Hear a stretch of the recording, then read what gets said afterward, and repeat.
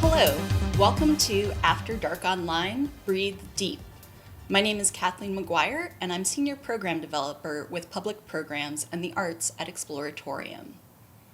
This program was recorded remotely. However, we want to start off by acknowledging that the home of the Exploratorium is on the traditional lands of the Ramaytush Ohlone people, and pay our respects to elders both past and present.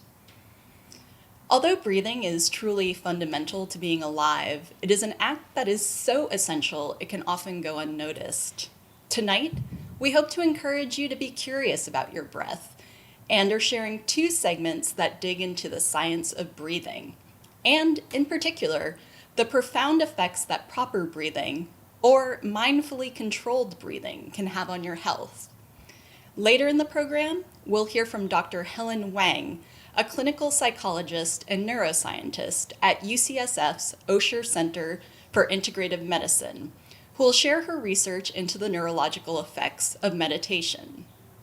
Tonight's program also features the latest installment of our series Resonance: Unheard Sounds, Undiscovered Music. This series is about music and sounds that are creative or captured in interesting and unusual ways by innovative artists across a variety of fields. Tonight, we're featuring Voice Handler, who's a duo that perform improvised compositions for voice, percussion, and disembodied electronics. But we're going to kick things off with James Nestor. James is an author and journalist who has written for Outside Magazine, Men's Journal, National Public Radio, the New York Times, Scientific American, the San Francisco Chronicle, and more. His first book, Deep: Freediving, Renegade Science, and What the Ocean Tells Us About Ourselves, was released in 2014. Tonight, he'll be sharing stories from and answering a few questions about his recently published book, Breath: The New Science of a Lost Art. In Breath, Nestor looks at the science of breathing, with his research traversing ancient texts, forgotten scholars, archaeological adventures, current medicine, and even a few forays into placing himself into the role of research subject. So without further ado, here's James. Thanks a lot. Great to be here. So when I first started researching this book, all my friends came up to me and they asked, why are you going to write a book about breathing? Breathing is something all of us do all the time. It's an automatic function. And to most people, that's entirely true. It's good that we're breathing. And if we're not breathing, that's bad. So it's considered a binary function. Breathing, good. Not breathing, bad. But what I discovered through years and years of research was that it was how we breathed that was so important and plays such an essential role in our health, in some aspects, our happiness, and even longevity. So I started talking to researchers who are leaders in the field, worked with researchers at Stanford, at Harvard, University of Penn, and more. And they kept telling me that humans had essentially lost the ability to breathe properly, which seems insane. I've been breathing my whole life. I think I've been doing it right. I've been doing it good enough to be here talking to you all. But again, it isn't a binary thing. Breathing should be considered a vast system, a vast technology. You can use different breathing for different functions. And they explained to me that this poor breathing has become something of an epidemic in our culture. And I'll show you what they meant by that. They told me that all anyone needed to do was just to look at the data. Some 80 to even 90% of us, they told me, suffer from some sort of breathing dysfunction. We're doing it improperly. So 50% of the US population snores. About 25% suffers from sleep apnea. That's different from snoring. Sleep apnea is when you choke on yourself when you're sleeping. It's like being asphyxiated by your own body. It's awful. So about 8 to 9% suffer from asthma, about 9 to 10% suffer from COPD, 15% suffer from autoimmune diseases, 50% suffer from hypertension. This goes on and on and on. And it turns out that breathing does play a role in these problems. Poor breathing is wreaking havoc on our health. Not only those issues, but sinusitis, periodontal disease, heart disease, even metabolic diseases like diabetes. These maladies and so many more can either be exacerbated or sometimes caused by poor breathing. So the next question I had for these researchers was, why the heck do we breathe so poorly? What is causing this? And they told me to really learn about the causes, to find out what went wrong, I needed to look at human skulls. Specifically, I needed to look at our teeth. And so I went to the University of Penn, the Archaeology and Anthropology Museum, and I looked through hundreds and hundreds of ancient skulls. And if you were to look at a human skull that was older than about 500 years old, you would see straight teeth. About 99% of ancient skulls had perfectly straight teeth. You'd see this very powerful jaw. You'd see this large sinus cavity. You'd see these faces that grew outwards. So this was true for skulls 500 years old, 5,000 years old, 50,000 years old, and on back, even for that fellow right there. So here is a picture of a jaw, one of the oldest human skulls. It's something like 300,000 years old. Notice its teeth, perfectly straight. This model is from an even older ancestor of ours, perfectly straight teeth. And look at how forward this facial profile is. This guy is from about 1 million years ago. If he had teeth in his head or she had teeth in her head, they would be straight because they had this very large jaw, this very large upper palate. But look at what happens when we get to more modern humans. This skull is from about 8,000 years ago. It's still pretty good. Very wide face, strong, powerful jaw. But watch what happens. We're going to fast forward here. This skull's about 2,000 years old. Watch how skinny it's getting. Still straight teeth, powerful jaw. As we get to the modern skull, look at that jaw and look at that face. So this has not only affected our faces and our mouths, it's also obviously affected our teeth. What happens when a mouth grows too small? Teeth grow in, but they have nowhere to grow in straight. So they grow in crooked like this chap.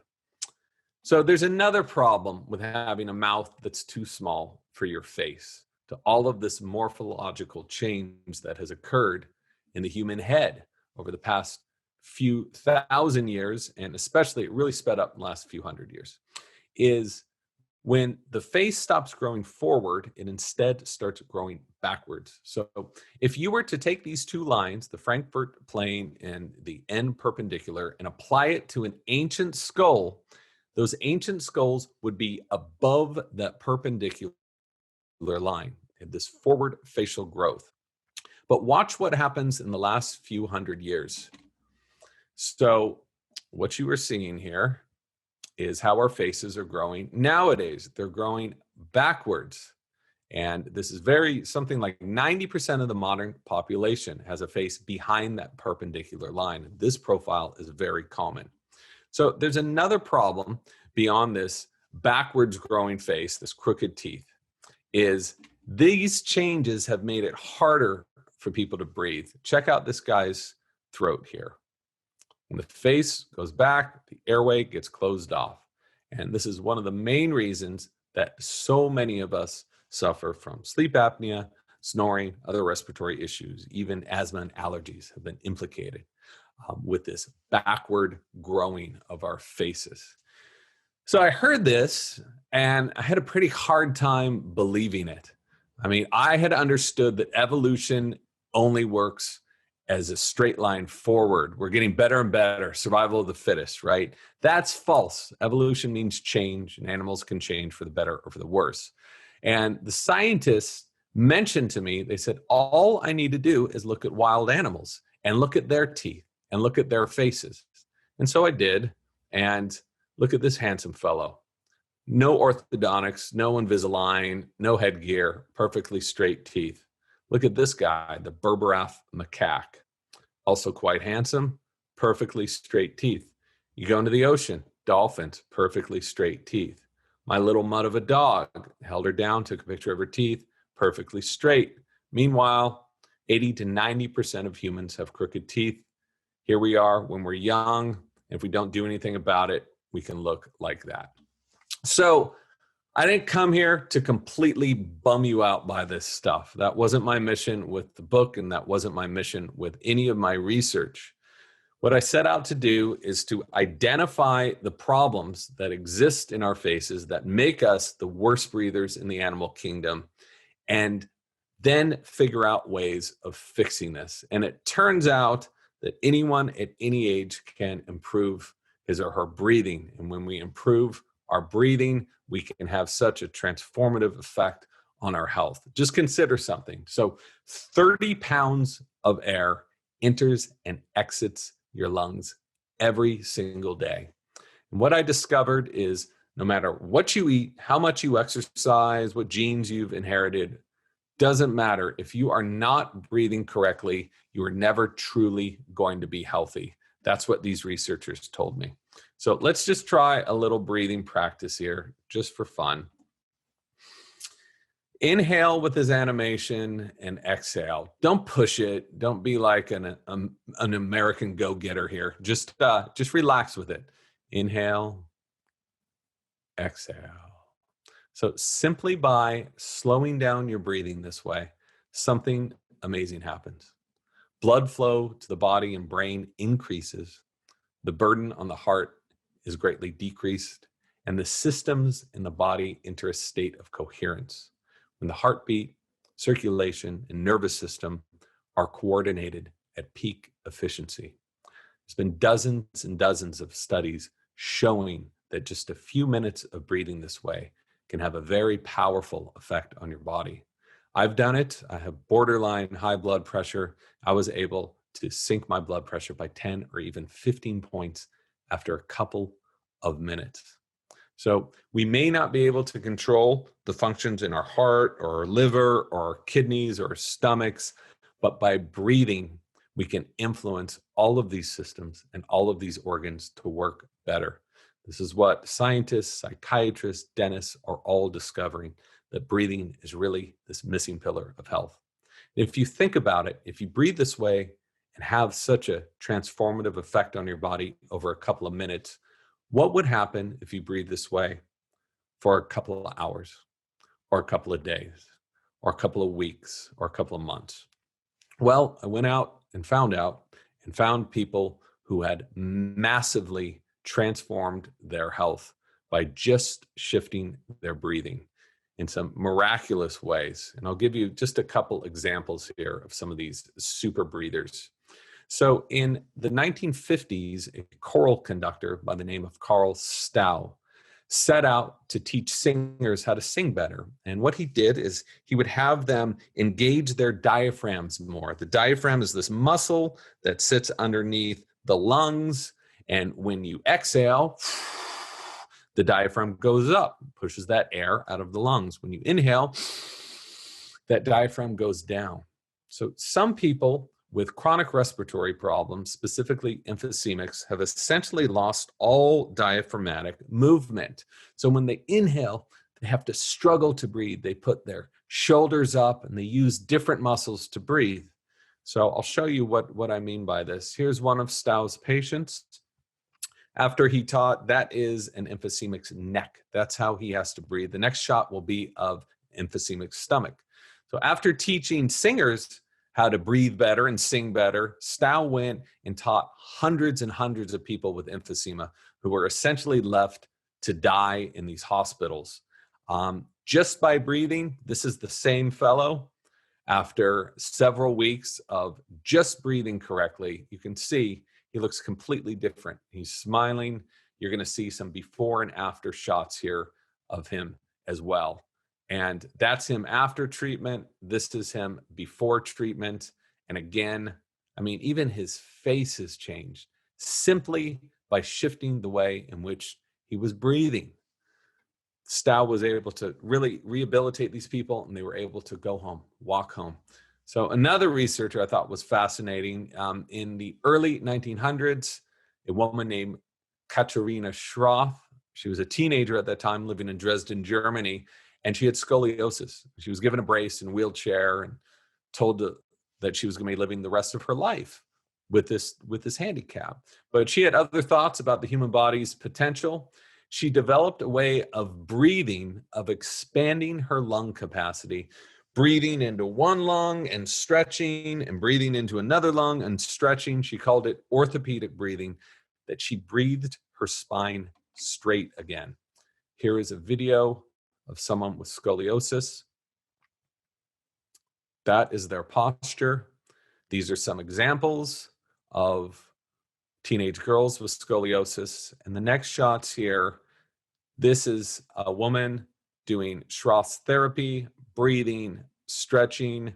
Schroth opened a farm in the German countryside and brought hundreds of these women who had been essentially left hopeless, taught them how to stretch, taught them how to breathe properly, and allowed them to straighten their spines with nothing more than their natural bodies.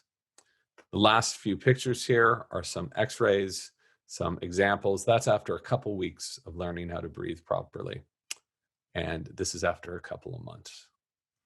So, and that is Schroth. She lived to be 90 years old. And after she was derided by the German medical community for decades, at the end of her life, they awarded her a medal for her contributions to medicine. So sometimes it takes a while for people to come around. So I went and checked out some other super breathers, and I found people that could use breathing to heat their body up in very cold temperatures. This is a breathing practice that has been around for thousands of years. And this guy, Maurice Dubar, a Frenchman, spent his teenage years extremely sick. And by his 20s, he was living in a hospital with tuberculosis, chronic lung inflammation, and more.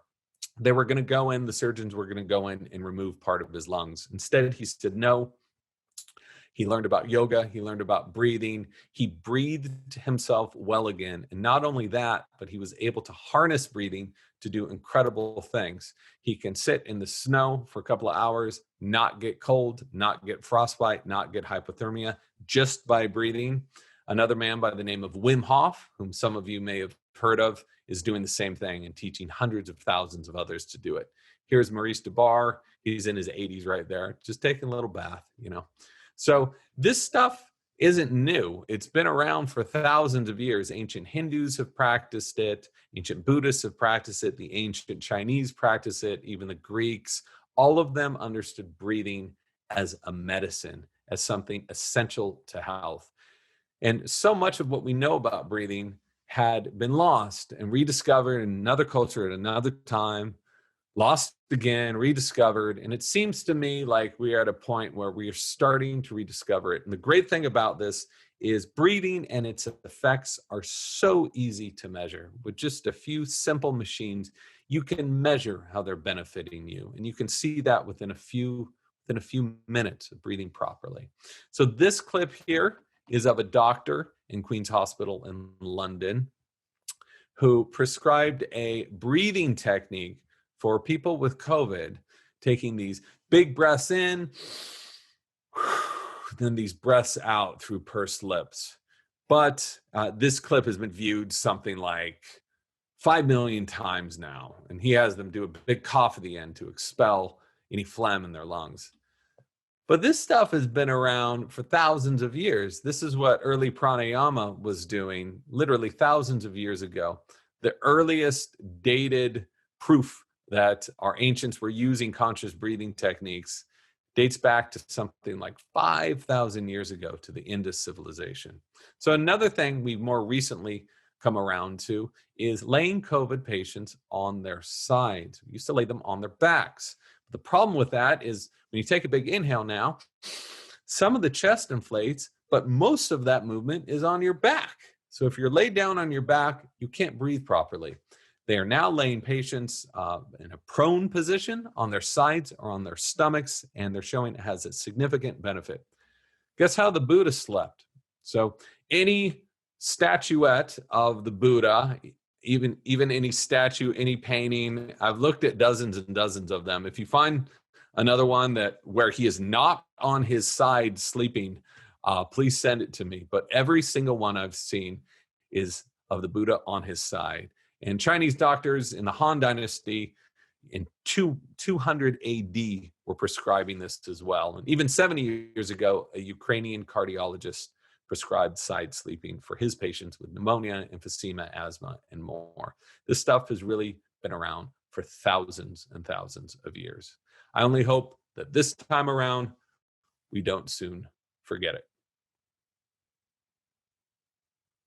Thank you so much, James, for that wonderful presentation that sort of synthesized decades of research, because that even started in your previous book that was based about free divers and our relationship with the ocean. So this is a topic that you've really has weaved through your career. So I guess to dig a little bit further, going back to you were talking about how our skulls have changed over time, and saying that you don't want to bum everybody out. There is a little bit of hopefulness you found about sort of bone behaviors that you can actually maybe change your bones even later in life. So could you talk a little bit about chewing and how chewing affects our sort of skull structure? Sure. They found the main reason why so many of us have mouths that are too small for our faces. I'm a great example here. I had extractions and braces and headgear and all that stuff. When I was growing up, it was never if you were going to get braces, but when you were going to get them. So the main reason is we stopped chewing. As a species, we stopped chewing. If you look at right when industrialized started coming into cultures, first Western cultures, then Eastern cultures, this food doesn't require much chewing. If you think about baked goods, if you think about everything being made with white flour, mushed corn, white rice, the bran and the germ removed from rice, all of this stuff, a couple chews and you're gone. So our ancestors used to chew up to 4 hours a day. And when you're chewing that much, especially when you're younger, you are able to build more bone mass. You're able to work out these muscles and you're able to build a wider mouth. I mean, it's just like in anything else. The less you use something, the less it's going to develop. So I was pretty bummed to learn this. I wish I had known this when I was like 5 years old, eating, processed goo, all the Velveeta white bread cheese sandwiches. That's what we used to eat back in the day. But it turns out that we can improve our airways and we can improve even the skeleture in our faces in adulthood, which seems crazy because most people are going to tell you, you pick up a biology textbook, they said, you're only losing bone after 30, especially for women, osteoporosis. This is a serious problem, losing tons of bone. But there's one bone in the body that you can actually remodel at virtually any age, and that is right here, the maxilla. So the maxilla responds to chewing, and we have this suture in the middle of our palate. If everyone at home, you can feel your head. You can feel all these little cracks. I was hoping you were going to do it as well. Thank you for joining me here, setting a good example. You can feel all these cracks. Those are sutures. So the way the human skull grows is those sutures split apart and then they fill in with stem cells and create new bone throughout. So an infant's head's that big, our heads are this big. That's how it works. It turns out that these sutures can continue to spread apart, even in adulthood, even when we're very old. And we have one of these sutures in the middle of our upper palate. that can split open and widen at any age. So I did an experiment to see, after hearing this, and I saw the studies, I saw the data, but still I was like, this seems crazy. So I took a CAT scan right before I started this treatment to try to expand the upper palate. And we took a CAT scan exactly a year later to the week. And I grew 5 pennies worth of bone throughout my face, which is crazy. And my airways opened up massively. So by opening up that upper palate, you're also opening up your airways. You're able to breathe easier, which is why children who have ADHD, asthma, allergies, they get palatal expansion. And so many of these problems, the scientists have seen, will disappear because these kids can finally breathe properly. So even if you're not young, even if you're old like me, there's still hope for we oldies. And you can really help improve your airways if you include more chewing into your diet. That will help tone the airway. And if you can also do something called oral pharyngeal exercises, which I will not demonstrate. They look pretty crude, but it's basically about working the tongue. Tongue is a powerful muscle. You work it out, you push it up to the top of the roof of your mouth, and you give it some exercise, because our tongues now aren't getting any exercise because we're eating soft mush all the time. And another area too that I'm interested in you talking about is, we often, even just in language, like this program is called Breathe Deep, but we say things like take a deep breath in, or just take a deep breath. And the assumption is the in is what's important. And we often sort of really prioritize oxygen. So I'm wondering if you could talk about the complementary nature between the inhale and the exhale, and particularly between oxygen and carbon dioxide. So you can only take a deep, nourishing breath in if you get that old breath out. And what so many of us do is take a deep breath in. We're putting new air, fresh air, on top of stale air. So this is the work that Carl Stauss spent so much time doing. He's like, no one's exhaling anymore. Even athletes, they're just putting air on top of air. So by moving that diaphragm, by exhaling fully, the next breath you will be able to get in will be filled with new and rich air. Now we have a residual of air that's always in our lungs. If they didn't, the lungs would be stuck together. And that's bad news. That's when you get the air knocked out of you, that's the lungs coming together, and then they have to pry themselves apart. So that residual of air is fine. It's perfectly okay. But the real key to get a real nourishing breath is to first exhale. And this worked with emphysemics, as you saw in the video. It worked with asthmatics. It worked with people with anxiety. And it also worked fantastically with athletes. You figure these are the best breathers in the world. They weren't. Stow went to work with the Yale track team. He then went to work with the U.S. men's track team before the 1968 Olympics, who went and destroyed everybody. And instead of at the starting pistol, instead of like holding their breath or breathing in, he would have them exhale. So right when they're running, the first breath in is a full, enriching breath, which would give them more energy. And I guess thinking too about Stow, as you mentioned, he was sort of an outlier, and a lot of the people whose stories you tell throughout the book are considered sort of eccentrics or exceptional. And just sort of pushing it back, when you start the book, you note that you feel like there's a knowledge gap and you're finding these texts that are thousands of years old. And in your presentation, you point to that everything you're uncovering is thousands of years old. So I'm curious, as you were working with sort of modern Western medical practitioners or researchers, how did you see them being informed or not being informed by those ancient texts? And I guess as a science journalist, you have the opportunity to take a very broad view of a subject. So how do you think our medical practitioners could maybe benefit from these kinds of broadened views as they research? Sure. So as a journalist, I had no objective going in. There was zero slant. It doesn't benefit me to want to believe one thing or not want to believe something else. So my job is to collect the facts, talk to the experts in the field, do the research, and come out with something that makes sense, which is an objective display of what I've learned. So my father-in-law is a pulmonologist. So we were talking for years and years about, I was sending him studies all the time. My brother-in-law works in an ER. So every time we get together, I mean, it annoys everyone else in the family. Like, this is the only stuff we're talking about. So they were looking at the studies and they knew these researchers I was talking to.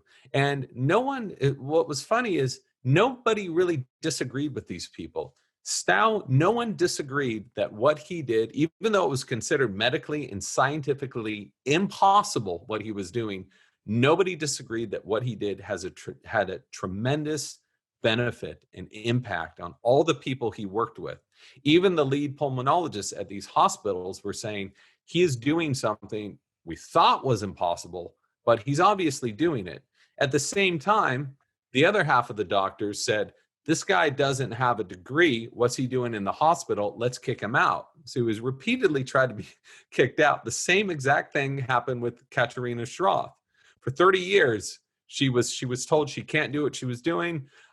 She wasn't qualified. And she kept doing it. She told him to, go away. She kept doing it and then later recognized. So this shouldn't be too much of a shock if anyone's looked at the history of science. And again, there's no real finger pointing here. Is the way that science advances, it really doesn't have much to do with the accumulation of solid facts. It has to do with political movements. It has to do with revolutions. It has to do with time. So Thomas Kuhn wrote all about this in the 60s, the structure of scientific revolutions, where he says this exact same thing.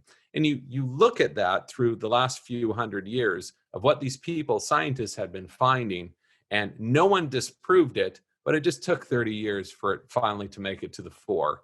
And I think that that's what we're seeing with breathing.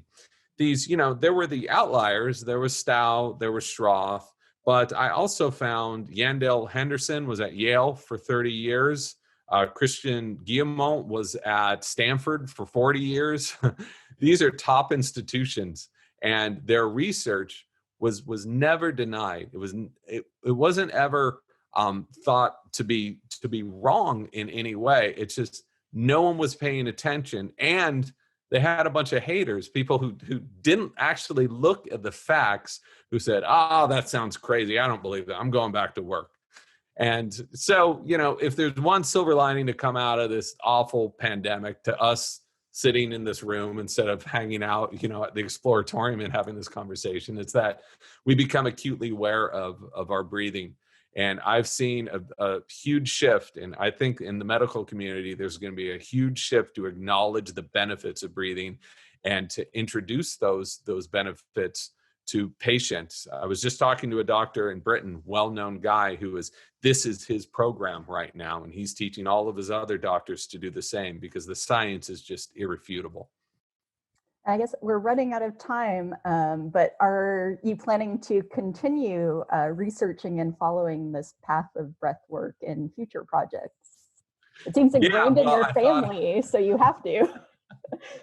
No, I've got another idea for book, but it won't be on breathing. But what's fun about introducing a hardcover book is now I've dozens and dozens of scientists and researchers and doctors have contacted me and said, this is this new thing we're working on, and it just solidifies what you talked about here and here and here. So I am able to update the paperback. So I'm collecting this stuff, and I'm going to be updating, revising some passages of the paperback to make it even more new. But this stuff thrills me to no end for a number of reasons, because I've seen the effects in my own body. I've seen the effects of other people, asthmatics, emphysemics, people with anxiety, really healing themselves through breathing. And again, this is coming from top institutions. So it's great to just be in this world, breathe in this world right now, but I will not write another book about breathing, I promise. And hopefully people watching now, if they haven't already read the book, will dig in, because we covered probably 8% of what you find. So yeah, check out Breathe, The New Science of a Lost Art. Maybe try to get it from a local bookstore that is slowly reopening. And also, you have an amazing compendium of resources that you're building both on your website, and it's also accessible through the book. So yeah, you're sort of the breathing go-to right now. I hope not. I don't want to be, I want to remain a journalist in this world. I know that some of these claims are so crazy that I put up all 550 scientific references on the site for anyone to look at. And there's more coming, so just All wait. right. Well, thank you so much, James. Thanks a lot for having me. Up next, Dr. Helen Weng. Dr. Wang is a clinical psychologist and neuroscientist with UCSF's Osher Center for Integrative Medicine. In her work at the Osher Center and as an affiliate member of the Neuroscape Center, she is developing new ways to quantify meditation skills using functional magnetic resonance imaging, or fMRI, as well as machine learning to identify mental states of body awareness during meditation. Her work investigates neurobiological mechanisms through which compassion and mindfulness meditation training may improve social behavior and mental health. She values integrating multicultural and social justice frameworks into her work and her communication. We're pleased to have her share her research into how meditation affects the brain and its potential to enhance compassion. So please enjoy Dr. Wang's presentation. Thank you so much. I'm so happy to be presenting for the Exploratorium. I'm really excited to share the latest neuroscience research on studying the meditation of focusing on your breath and also giving practical advice about how to integrate it into your life. So my talk will be about reading your mind during meditation using brain decoding, which are really exciting new techniques I'm using to understand what we're paying attention to when we're meditating. So meditation is a practice that comes from Asian cultures, from the Buddhist tradition. And what's really interesting is that these practices have culturally moved from East Asia to the West and the United States. And we're investigating whether these ancient practices can help our health, even people who don't practice every day in a monastery. So meditation exercises have been found to be used by 14.3% of the adults in the United States in 2017, and it's about 35 million people. So this is no longer a fringe practice. It's getting integrated into people's everyday lives to support their health.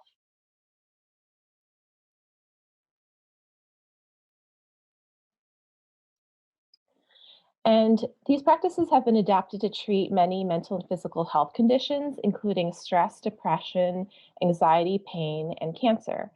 And what we're finding overall are moderate improvements, so it does help on average. However, this is not a cure-all, and different people may respond to different meditation exercises and classes in different ways. So as a scientist, I really want to understand this to optimize treatments for people. And inherent to the philosophy of meditation is the idea that we can change our mental habits. And our brain is a physical organ that helps support our mental habits. And so neuroplasticity really is, or the ability to change our brains is really inherent to the philosophy of meditation. So our brains are one of the most responsive organs to the environment. It's changing all the time to sense what's happening outside of us as well as inside of us to help us adapt to our environments and survive. Our brains and biology are not fixed, and even adult humans are able to generate new neurons or brain cells in the hippocampus, or a part of the brain involved in memory. And brain changes are seen due to many different types of trainings, including motor training, such as juggling, musical training, cognitive training like attention and memory. And now we're also seeing this with meditation training. So as scientists, how do we study and measure these changes? So I'm really interested in understanding how the internal practice of meditation then transforms to external change in how we interact with our environment. And so this involves measurement and analysis at many different levels. So we need to measure the internal environment when we're actually practicing meditation. And there are many different types of meditation exercises that train different qualities of attention. You may have heard of the term mindfulness, which is certain qualities of attention, including being intentional, present-centered, focused, or more open form of attention to the body, anything internal or external, and also being non-judgmental and compassionate. So you can see already this is quite complicated. We think when people practice, this may impact downstream things like attention, thoughts, feelings, how you regulate your emotions, and also social connection. And by changing these psychological processes, it may start to shift your external world. So, how you behave in your environment, your level of self awareness, your self care practices, such as eating and exercising, and how you interact with other people. And that these then conglomerate as a whole into global health outcomes like mental health, physical health, and also things with wellness, such as engagement, enjoyment, and relationship quality. So as you can see, this is quite complicated. We need accurate measurement at each level to map this process, and a combination of both subjective measures, or what people are experiencing, and then also objective, so usually measured by an outside process that's less informed by what we say is going on with us. And so meditation right now is really a black box. When people sit down to meditate, or you can meditate when you walk, but when you're paying attention during meditation, we actually have no idea what you're paying attention to moment to moment. And so my work really aims to open up this black box. So now I'll be talking about focused attention to the breath and the body. And this is a really common exercise, often one of the first ones people learn as they learn to meditate. And meditation may improve our health by cultivating introception, or internal awareness and understanding of our bodily signals. And this helps us understand our physical state, our emotional state, and our social relationship state. So we have nervous system feedback that goes from our internal body into our conscious awareness. We can actually use that information to to first understand what's going on within ourselves, and then to make better decisions in our lives. You can become more emotionally aware through bodily awareness. And this is highlighted by a study in 2014 that showed when you ask people to color in different parts of their bodies based on different emotions, the brighter colors means there's more activation in the body, the darker colors mean there's less activation in the body. People are actually able to do this, and you can see there's a different pattern of activation or energy in different parts of the body based on whether you feel angry, happy, love, depressed, envy, etc., and that these differences can actually be identified. And this is what I trained people to do within psychotherapy as a clinical psychologist. So you can see that a lot of the information is in what I call the main core of the body, the face, the heart and chest area, the stomach, the gut. And so our emotional signals are sent to our heart and lungs and stomach to help us survive. And so we can tune into those areas to start to understand, what do those actually mean for us? And it's different for each person based on their own life and experiences. So the body gives us signals about the state of both the internal and external environment. You may see different animals in the environment. Your brain quickly interprets what this may mean. And again, it sends all this information to different parts of the body, just to highlight that emotional responses really are integrated with bodily responses. So for a cat, I really like cats, so this might activate the relaxation response or happy feeling. Someone who's allergic to cats or doesn't like them may have a very different kind of response, like a threat response. Similarly, with a snake, that would scare me, and so it would activate the fight or flight response, which speeds up your heart rate, inhibits digestion, stimulates glucose for energy to run away. It also affects hormones. Someone who really likes snakes, or takes care of reptiles, they might have a much different response. So it's really interesting to see how different people respond to different things in the environment. So before I tell you more about my neuroscientific studies on meditation, I thought I could lead us through a 5-minute practice for those of you who may be new to meditation. And again, we'll take this time to connect to our inner worlds and our bodies.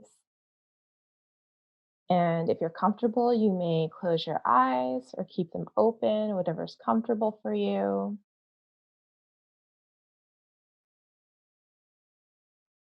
And gently bring your attention inward.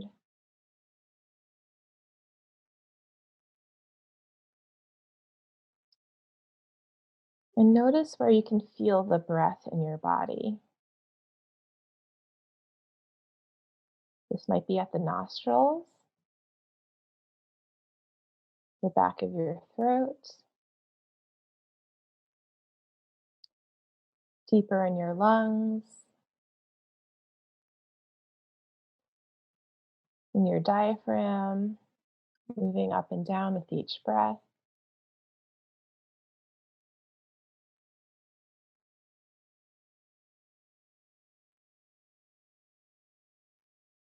And just notice wherever you feel your breath the most strongly in your body.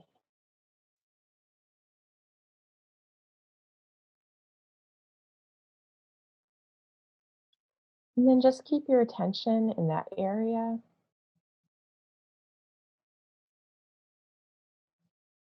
And for some people, the breath may be less accessible or comfortable.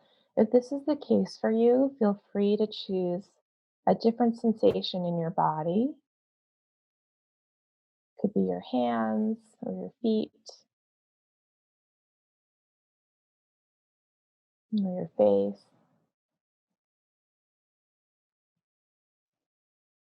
So wherever you have your attention, just notice all the sensations you feel.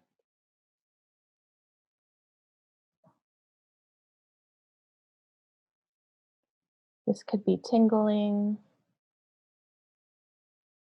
pressure,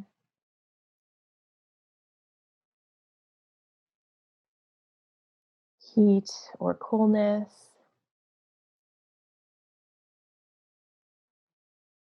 the feeling of the flow of air,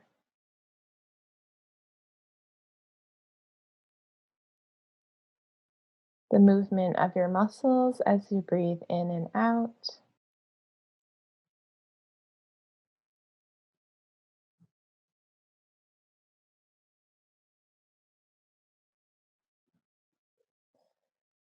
And no need to judge or worry about whatever's happening.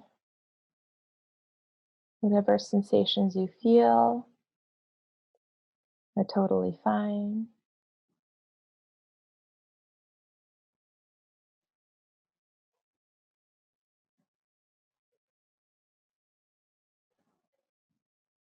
And if your mind begins to wander, that's perfectly normal. Just notice and then gently bring it back to the sensations of breathing.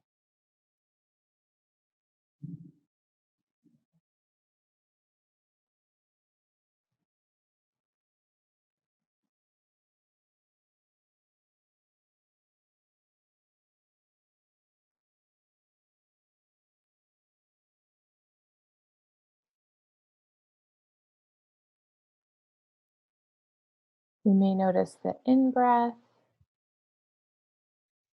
and the out-breath. Just notice how the sensations are slightly different.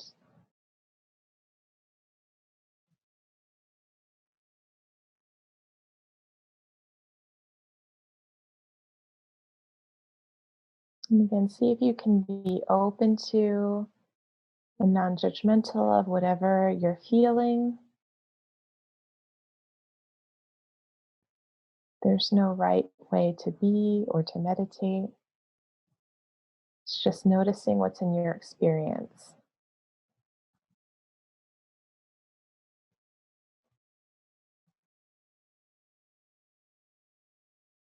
We'll spend a few more moments.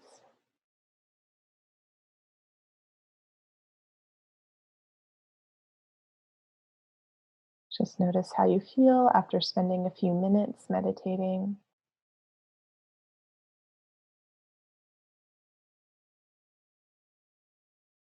And when you're ready, you may open your eyes and come back to the talk. Thank you for practicing. So you can see that the instructions are relatively simple. Just bring attention to your breath. Notice the sensations. If you notice your mind wanders, then bring it back to the breath, and no need to judge. And even though the instructions are simple, we know that meditation isn't easy, right? I think most of us will quickly notice our minds tend to go lots of different places. I like to think about food. I worry about things I need to do. This is very, very normal. Science shows that people mind wander or think about things that are not directly related to what you're focused on about 25 to 50% of the time. So I think people can beat themselves up when they're meditating or say, oh, I can't do it because my mind is wandering. No, just know that that's very normal and it's actually part of the practice. When you do mind wander, it's an opportunity to notice, which is cultivating meta awareness or awareness of your own experience. That's one of the main goals of meditation as well. So really, mind wandering is a natural part of this and is necessary to help us cultivate more self-awareness. And so we have a real measurement issue with meditation. One, the mental states are diverse. So sometimes you're on your breath, right? Then you think about dinner. Then you notice and come back to your breath. Then you may get sleepy, which is also really common when meditating. And your mind might wander to things like, how do we have a better public health system right now? And so the mental states are diverse or different and also fluctuating, going in and out. But most neuroscience studies actually average all this brain activity together. So in functional MRI studies, we use a very large magnet to measure brain activity through oxygen in the blood in the brain. And it takes a picture every 1 to 2 seconds of the brain. And even though these mental states might all be different, we then average them together to get this group map. And this is oftentimes what you see in news reports of brain studies. But meditation is actually changing different brain networks. So when you're focused on your breath, it activates the interoception network, which is involved in paying attention to bodily sensations. It involves the insula and the somatosensory cortex. And then it also decreases what we call the default mode network, which is the brain network that's active when we're thinking our thoughts and planning and mind wandering. And oftentimes we're creating a story of what's going on in our lives to better understand it. And sometimes these thoughts can get in our way. Sometimes they're very stressed. So I call it the runaway train sometimes, right? Our thoughts are running away with us. And so by practicing meditation, we can connect to our bodies and also slow down this runaway train. And the default mode network often involves prefrontal cortex activity and the posterior cingulate cortex. And so studies have looked at many meditation studies and have averaged together the brain activity from the averages from the other studies. So it's kind of, when you hear the word meta-analysis, it's kind of an average of all the averages across studies. And so for focused attention to the breath, again, we see increases in the prefrontal cortex, the premotor area. There's the prefrontal cortex here, and then decreases in the default network, like the posterior cingulate cortex, and increases in the insula. So that's one way to understand what's happening during meditation. However, if you look at the data, everyone's brain has a unique brain structure and also unique brain function. So even though each person's brain is different and unique, what we need to do to find these averages is to mathematically warp them or normalize them to a standard brain template. This is 152 average brains from Canada. And then we get a new picture of each person's brain that looks very much like the standard. However, this process has a false assumption. It assumes that activity in the same regions across different people serve the same function, basically that all of our brains are structured and function the same way, and that's just not true. So again, going back to this measurement issue, this problem of averaging all the mental states together when we know that they're different and they're fluctuating, we can solve this problem by using multivariate fMRI techniques using machine learning, which honors each person's unique brain structure and activity. So it treats brain activity as unique, like fingerprints. You can think of them as brain prints that are unique to you. We use pattern recognition or machine learning applied to brain data. For fMRI, it's called multivoxel pattern analysis, or MVPA, which has been very well established in cognitive neuroscience for about 19 years now. So to solve these measurement problems, we developed the Embody task, which stands for Evaluating Multivariate Maps of Body Awareness. And this is about to be published in Frontiers in Human Neuroscience. Okay, so there are many different parts of our attention, right? There's what we're focusing on, there's being aware of our mental states, being present-centered, and also attitudinal components like being non-judgmental and compassionate. For our first go at the Embody task, we're just focusing on the object or focus of attention, especially on the breath. So we can use pattern recognition technology, the same technology used to recognize faces on Facebook, and just apply it to brain data. So different networks involved in interoception or mind wandering, and it can recognize them like fingerprints or brain prints, and it's individualized and unique for each person. What's really cool is once we can recognize those mental states in each person, we can then use it to decode or read the mind during meditation, and I'll show you how we do this.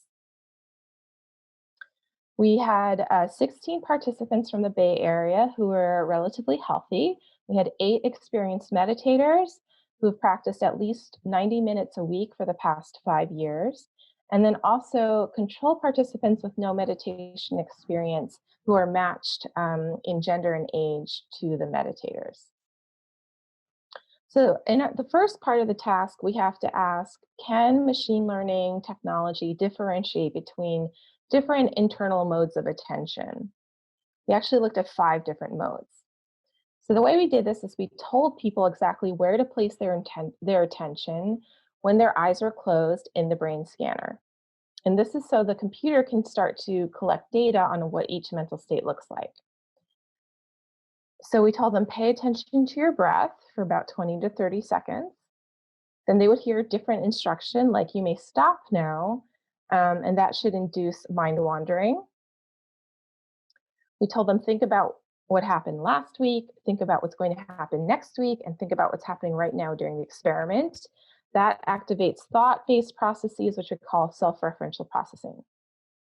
And then we had 2 control conditions where we told them to pay attention to their feet or another part of the body, and also to pay attention to the loud sounds in the brain scanner. And by including these control conditions, we get a better, clearer picture of what the other brain patterns look like. All right, so the first thing we had to test is, can the computer recognize these different mental states above chance? We had 5 different conditions, and so chance levels would be 20%. And as you can see, for every single condition in the study, the computer could recognize it much above chance. So paying attention to the breath, mind wandering, self-referential processing, attention to the feet and the sounds, all of them were recognized well above chance, which means even though people's eyes were closed, when we told them to pay attention to different things in their internal experience, their brain patterns were different enough that the computer could recognize the signal. And what's really cool is that it could recognize each person's unique signal. So here's an example. We have 2 meditators and 2 control participants. You can see the brain pattern for paying attention to the breath is slightly different in each person, right? Every person's brain is unique. Same for mind wandering, the brain pattern is slightly different across people, and for self-referential processing. And you can see between the conditions, breath versus mind wandering versus self-referential processing, it's also different within each person. So this really highlights how unique each person's brain is. So then we use this data to then estimate or decode what mental states are happening during meditation. So in a separate part of the study, people meditated for 10 minutes. And we took a picture once every second, and the computer can look at the brain picture and say, does this look more like the breath pattern the mind wandering pattern or the self-referential processing pattern. And then it makes a decision at every single time point during meditation to estimate what's happening. So for this first meditator, based on their unique brain patterns, we can see their fluctuating attention during meditation. They're on the breath, and they start to mind wander. Then they start to think about their lives, maybe dinner. Then they return to the breath. They start to mind wander. They think about their lives. Then they return to the breath. Right? And this all should sound familiar because that's what's actually happening when we're meditating. It's not one mental state. It's actually fluctuating between different mental states. And for meditator 2, they have a different set of brain signals. And then now we can read their minds when they're meditating. When are they on their breath? When are they mind wandering? And we also found we could do this in most control participants as well. For 75% of the control participants, the computer could recognize their brain patterns. For some of them, it couldn't, just because they have less experience. And so what's really cool is that with this data, we can start to identify when they're on their breath. We call this a breath event, when they're mind wandering, and then also when they're thinking about themselves. And then this data can be quantified into new metrics of attention. What % of the time were you on your breath in that 10 minutes of meditation?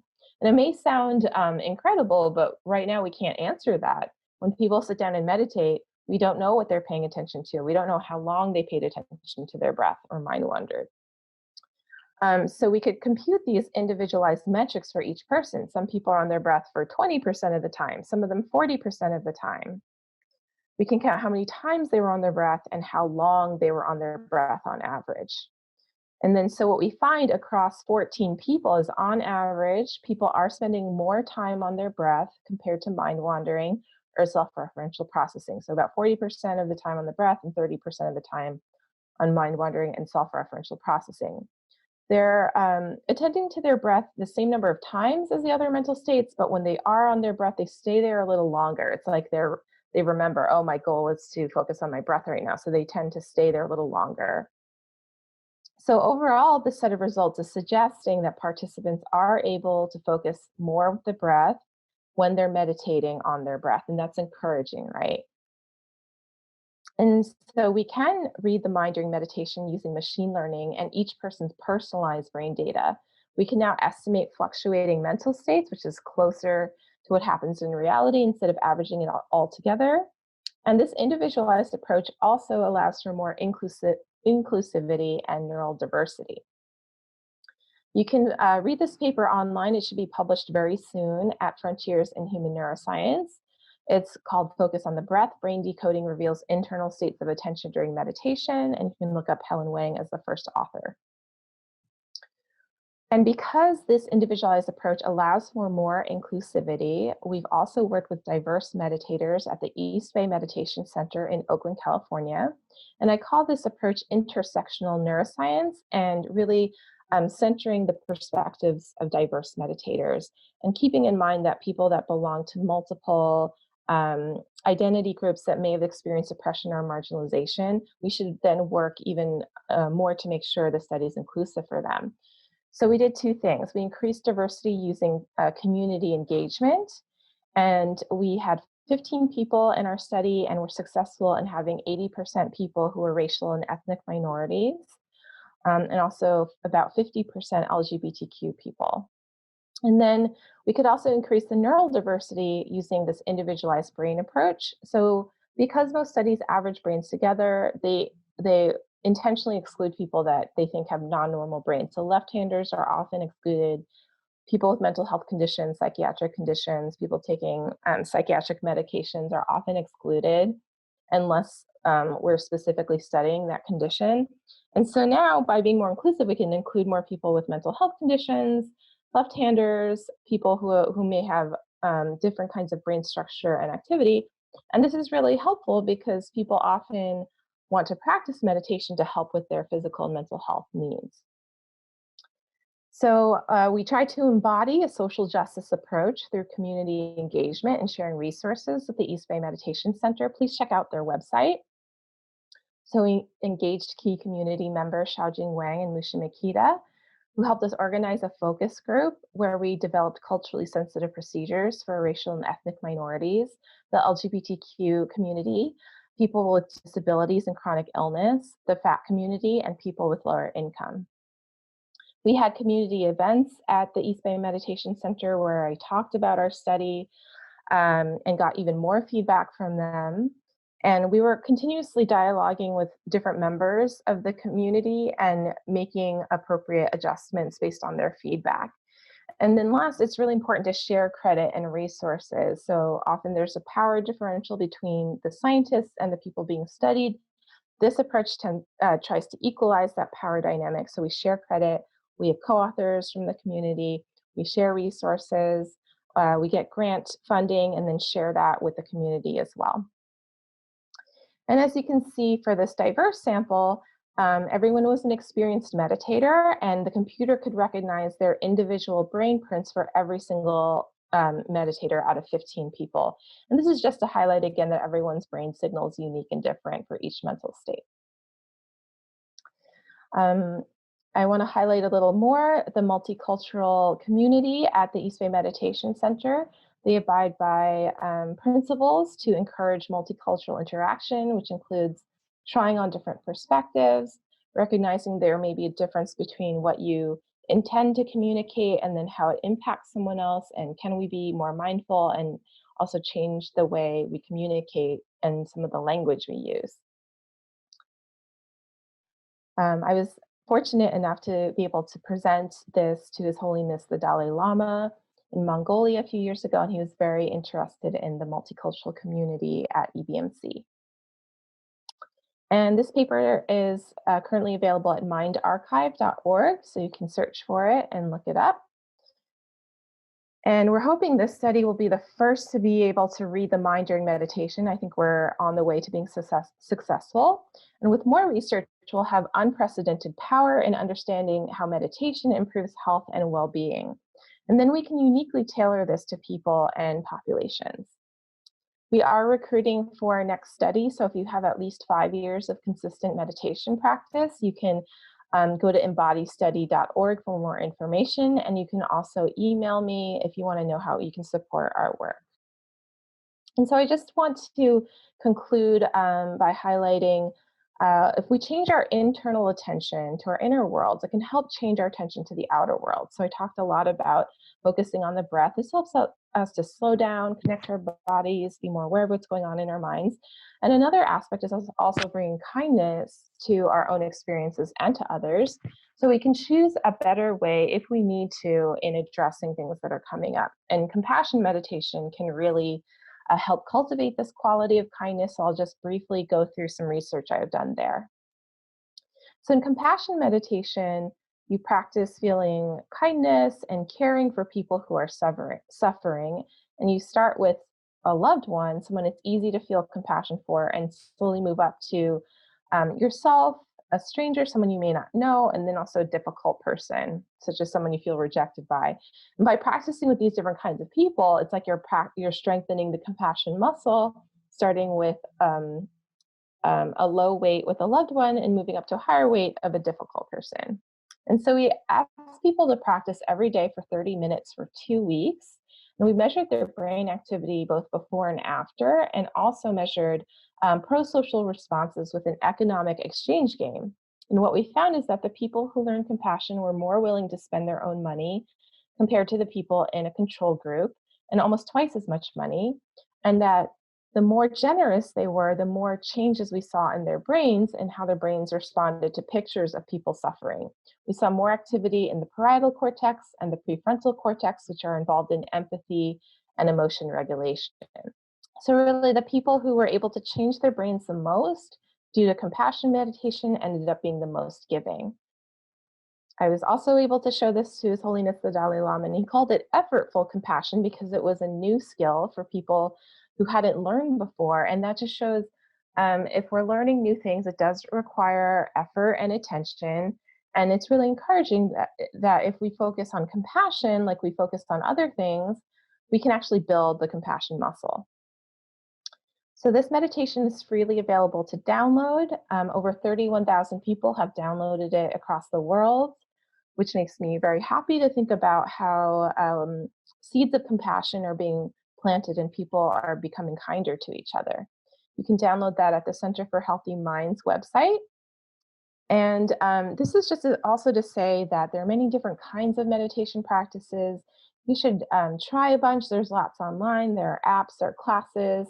The East Bay Meditation Center has classes by donation online, so you can check it out. And so I encourage people to try different things, see what your mind is drawn to, see what seems to help you in terms of becoming more grounded or more engaged, and really make meditation your own. There's no wrong way to meditate. And if you change your internal mind, you have the potential to change the outer world. And that's really exciting. And finally, I just want to thank all of my collaborators at UCSF Osher Center for Integrative Medicine, the East Bay Meditation Center, the Neuroscape Center, and my collaborators at UW-Madison, and my funders at the National Institutes for Health, UCSF, and the Mind and Life Institute. Thank you so much for listening.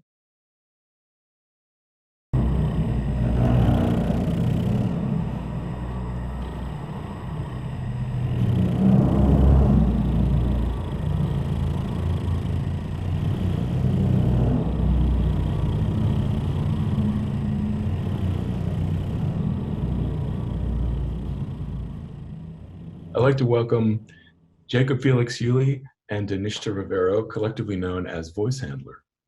I wonder if you can describe for people in a general way what it is Voice Handler does. We are improvisers, and our work is based and like at the core is about improvisation, bringing both of our creative inquiries together. Jacob as a percussionist, myself as a vocalist, and also with electronics. Just kind of bringing these two. What's the word that we usually use? these kind of ways of expressing musically that are very almost I can't think of the word. Okay. It seems very you know, having seen you perform a few times and seen some of your videos, it seems very just very organic and just very based in like letting sounds happen in space and sort of like not judging those sounds and just kind of like listening to each other. It seems like really, is that really where you're coming from? Yeah, I mean, definitely that's as a practice of improvisation, that is like listening and also, I mean, I think we were even talking yesterday about the Exploratorium as a place where this type of music gets presented, and how amazing it is because there's a lot of like curiosity and investigation in like sound and the physicality of these of just sound and gestures, right? And how they come together to create this like larger arc and not only ambience, but it could form some kind of thought and idea, you know, all together. But definitely there's a lot of listening to each other, listening to ourselves, and listening to each other within what we do. And especially with like the difference in instrumentation, Jacob can get very loud, but also is very meticulous and very intentional about little sounds. And so how with electronics and stuff, space is important to be able to hear this, but how all can come together in an interesting way, at least to us, you know, like. Yeah, no, it's your music has a really beautiful, wide-ranging like palette of tonalities and textures. And though your two instruments are so completely different, they sometimes it's hard to tell them. It's hard to separate them. They feel like they're one at sometimes. Yeah. Do you ever use any other sort of like strategies or structures to like set up things beforehand before you play? The first work that we did was actually for the biennial festival Soundwave, and we got together and basically formed some kind like a very small book group and read a bunch of things, and then we composed pieces that were based on literature and spoke to ideas about humanity and what it means to be human and what we tell ourselves to be human is. And we basically started by composing these open scores for this project, and then just went off into just free improv. And sometimes we have practiced more intentional improvisation exercises and or compositional exercises, but that are still based and or like anchored in improvisation.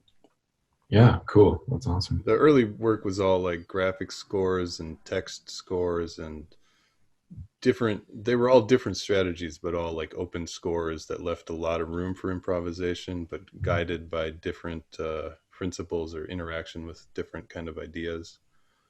And really that was years ago, and largely it's been primarily or almost entirely improvised since then. Free, very yeah. free. Yeah. Kind of informed by these past practices of working with these other forms.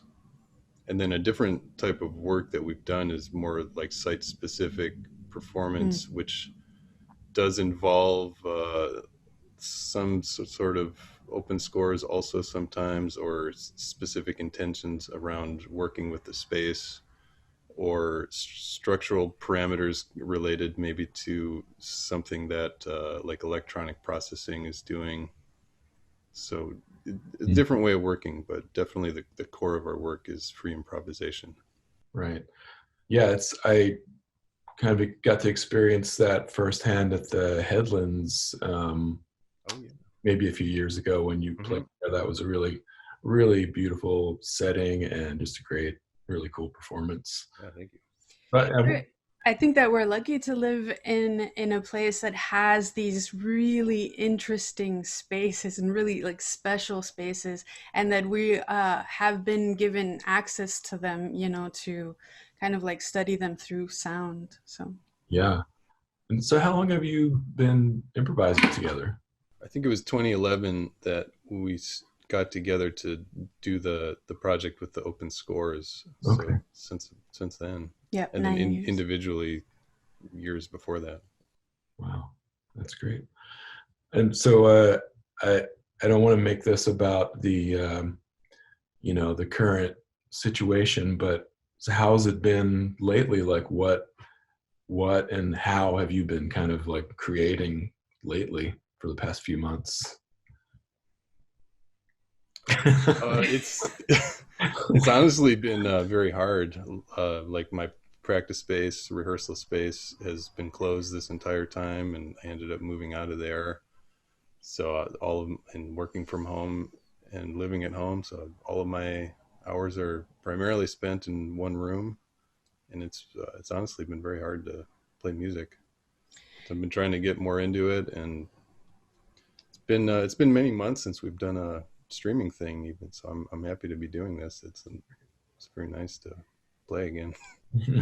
Yeah, and for myself, I found it really, really difficult to even sit in front of my gear and do anything. Just like emotionally, it was very hard at first, and I've been slowly trying to push myself to do it. Even the couple of streaming events that we did were kind of like I was in this weird space, and I keep thinking about that Brecht quote, right? That in the dark times, will there be singing? Yes, there will be singing of the dark times.